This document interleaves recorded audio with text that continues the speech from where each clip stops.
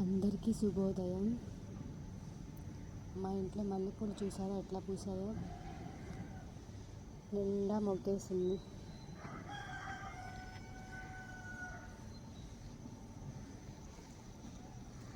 ఇప్పుడు టైం 5 అయింది. సాయంత్రంకి వస్తే మొగ్గలు బాగా విరపోయేవని పొద్దున్నే వచ్చి కోస్తుంటాను.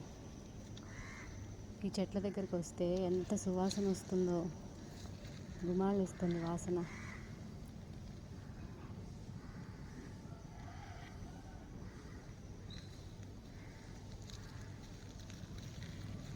మొగ్గలు చూడండి ఎట్లా ఉన్నాయో. ఏ పర్ఫ్యూమ్ అవసరం లేదు. ఒక 5 నిమిషాలు ఇక్కడ ఉన్నామంటే ప్రశాంతంగా ఉంటుంది. కాకపోతే ఉదయాన్నే లేవాలి ఇది ఎంజాయ్ చేయాలంటే.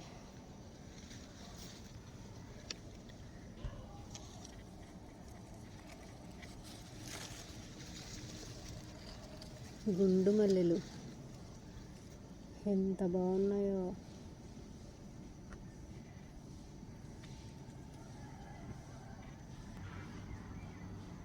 కొన్న పూల కంటే ఇంట్లో వేసుకునే పూలు ఎంత బాగుంటాయో, వాటికంటే ఇంకా వాసన ఎక్కువ ఇళ్ళల్లో పూలు. మళ్ళీ ఏం మందులు కొట్టము, ఏమి ఫర్టిలైజ్ చేయము, ఏమి చెనుత్త నీళ్ళు మాత్రమే పెడతాను. 3 రోజుల నుంచి పూస్తున్నాయి. ఎంత బాగున్నాయో.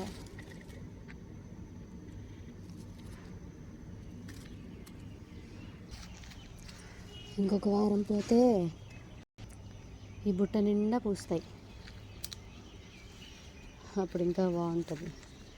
అన్నీ అమ్మ పూజకే. చెట్టుకి 2 పూలైనా వదిలేస్తాను. పూలన్నీ కోస్తే చెట్టు బాధపడుతుందంట.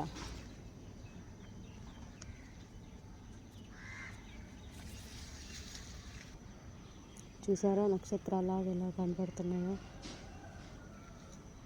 ఇదంతా మొగ్గ పూసాయంటే బాగుంటుంది. ఇంకా